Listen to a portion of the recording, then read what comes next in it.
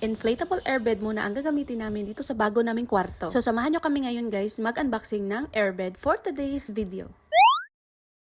Hi guys! Welcome back to my vlog! At ito pala yung bagong kwarto namin at kakatapos lang nito. As you can see, wala pa talagang kagamit-gamit. Kaya naisipan kong bumili ng inflatable airbed para mahigaan na kami dito. Ito muna ang gagamitin namin for the meantime habang hindi pa kami nakapagpagawa ng bed. At ito na nga guys, tinulungan na ako ng sister-in-law ko na mag-unbox kasi na-excite din siya makita ito. Sobrang nakaka-excite naman talaga mag-unboxing nito guys kasi according to other reviews, magandang klase daw ito ng inflatable airbed. Kaya nga, pinagsipan ko pa talaga ito guys bago ko to bilhin. Hindi ko pa kasi afford ngayon mapagawa ng bed frame tapos bibili pa ako ng foam. Kaya ito muna yung gagamitin namin kasi hindi naman talaga siya mahalata na airbed. At finally, ito na nga yung airbed guys. Maganda siya kasi meron siyang lagayan na bag. Malaki pala ito guys kasi king size yung pinili ko. Sinagad ko na to king size kasi malalaki kaming higa dito. Tapos mga lihukan pa yun. Dito na lang talaga nagkasya dito sa maliit naming kwarto. At ito pala yung mga kasama ng airbed guys. Meron siyang automatic air pump, multi-purpose air pump nozzle, and charging cable, and the spare parts just in case mabutas yung bed, at tatlong inflatable pillow. So since first time pa namin gagamit ito guys, binasa muna namin ang manual instruction kung paano to gamitin. Napakadali lang naman pala nitong gamitin guys. Ipasok lang natin tong air pump sa loob. Tapos may tatlong button dito. Tapos pindutin lang natin itong inflate. Pero tinakpan ko muna itong nozzle na to para hindi sumingaw. At saka namin pinindot itong inflate button. At dahil automatic nga ito guys, kung saan siyang magpapump ng hangin. Nasa 10 minutes lang yata yung hinintay ko bago siya mapuno since king yung size na ito. O diba guys, sobrang ganda niya at napaka-easy pang i-inflate. Sinadya ko talagang bilhin to guys para kung sakali meron na kaming totoong bed, ay pwede ko pa rin itong gamitin na higaan para sa mga bisita namin. At dahil portable nga ito, pwede din itong dalhin kahit saan, like camping or mag-beach. So ito na guys, tapos na namin i-inflate, kaso nalobat nga na yung air pump namin. Kailangan pa namin itong i-charge ng 2 to 3 hours. And then guys, tinry na pala namin itong higaan kung matibay nga ba. At in fairness guys, talagang matibay siya. Sobrang bigat na nga naming dalawa na sister-in-law ko kasi ang tataba namin. Pero tingnan nyo nga guys, kayang-kaya ng airbed. And good for 3 to 5 person pala ang kaya ditong king size guys. And super satisfied ako sa king size kasi kahit anong posisyon, kasyang-kasya yung height ko. At yan guys, sobrang tuwa ng mga kids na makita nila itong airbed. Kaya ayan, nag-jumping in the bed sila. Para talaga siyang foam mattress guys, kaya lang malaki itong airbed. At ngayon guys, i-inflate naman natin itong mga pillows. Sobrang dali lang naman din itong i-inflate. Gamitin na natin itong nozzle. And then i-press ang inflate button. 3 pieces pillows pala yung kasama niya guys. Kaya lang hindi naman namin ito magagamit kasi maliliit. And by the way, ito pala yung electric air pump guys. Meron siyang tatlong button, the inflate, off enhancing, and deflate. Hindi ko pa na-try mag-deflate guys, pero sabi nila nasa mga 5 minutes lang daw. At dito naman sa likod guys, meron siyang built-in na flashlight. Kaya gamit na gamit talaga to pag nagka-camping.